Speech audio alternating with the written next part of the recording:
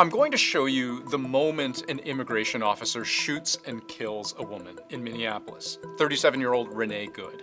It's disturbing, but it's critical to understanding how the law will handle those who enforce it. And really, it boils down to about 3 seconds and 3 shots fired.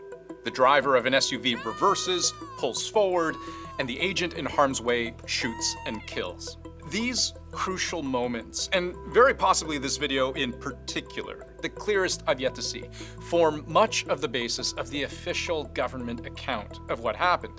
That the driver was a violent rioter who weaponized her vehicle in an attempt to kill, and that the ICE officer, fearing for his life, fired defensive shots. Within hours of the incident, Donald Trump would agree with that version of events, saying the driver of the SUV violently, willfully, and viciously ran over the ICE officer, while also claiming the officer seems to have shot her in self-defense. This vehicle was used to hit this officer. It was used as a weapon, and the officer feels as though his life was in jeopardy. I'm going to take you frame by frame through what we know from video evidence, expert opinion, and hard rules on the use of force, all of which could be used to determine whether this was indeed self-defense or something else. Don't let the murderer leave! We want the murderer of Renee Nicole Good to be brought to justice.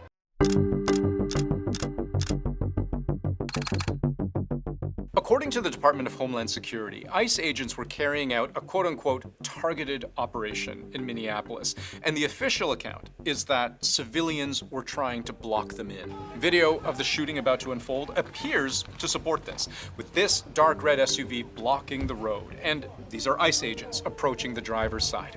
We can see from this other angle, the SUV is actually parked here for some period of time. This man right here is the officer who within moments you will see drawing his gun. He's filming the car, walking around it, then disappears out of frame.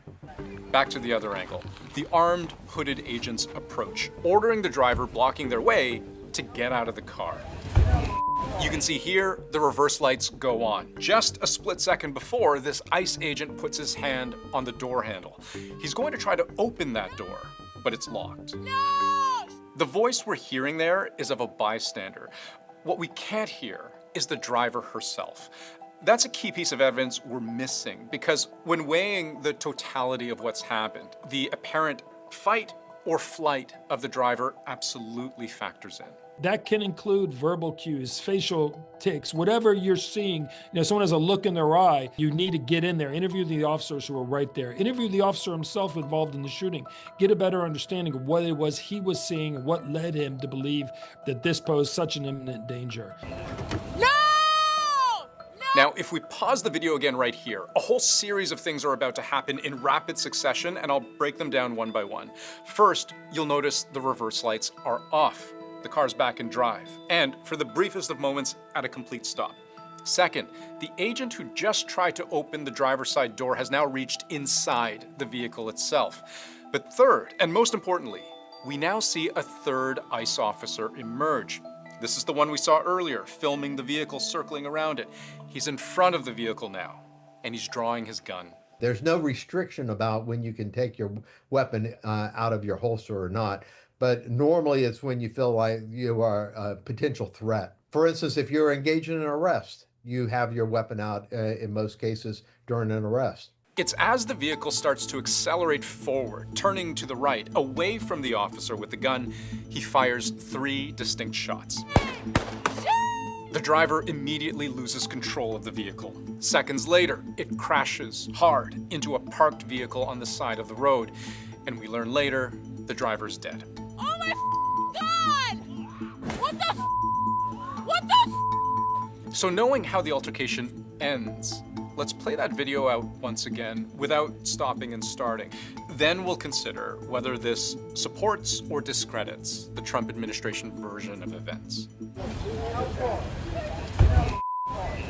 No! No! Shame! Shame!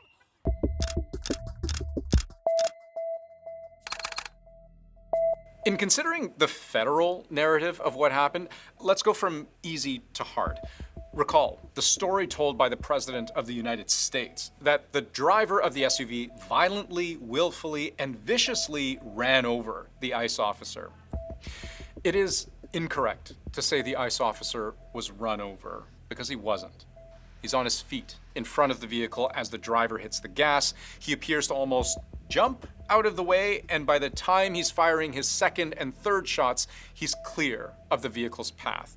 He's still standing, even as the driver loses control, and within seconds, he's walking towards the car after it's crashed. What we can't be sure of at this point is whether he was actually clipped by the car.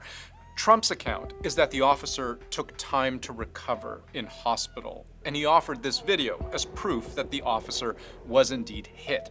From this angle, it does seem possible that he was, but it's not conclusive. The video is so grainy, and honestly, it's hard to tell whether the compression of the zoom is just making it look like he was hit, or whether he was actually hit. Going back to this angle, it's still not totally clear to me whether he was or wasn't. It's hard to tell if he's pushed back by the car or he's simply jumping back out of the way.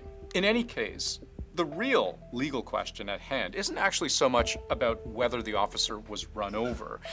It's whether he was justified in shooting and killing the driver. As he was crossing in front of a vehicle, which the training says you shouldn't do that. You shouldn't cross in front of a vehicle. And whether the training was followed is one thing to consider. This policy directive from the Department of Homeland Security states DHS law enforcement officers should avoid intentionally and unreasonably placing themselves in positions in which they have no alternative to using deadly force. Translation: if you truly believe the subject you're dealing with is a violent and dangerous rioter, it is not standard procedure to then step in front of the vehicle that they're driving. But what about when the situation turns deadly?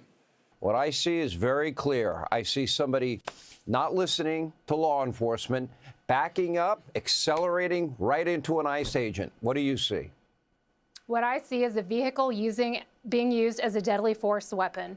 And that, in my opinion, based on my training, deadly force is justified. ICE has its own handbook, its own principles governing the use of force. And here's the entry on deadly force, which stipulates it may only be used in situations when an officer has probable cause that the detainee poses an imminent danger of death or serious physical injury to the officer or to another person.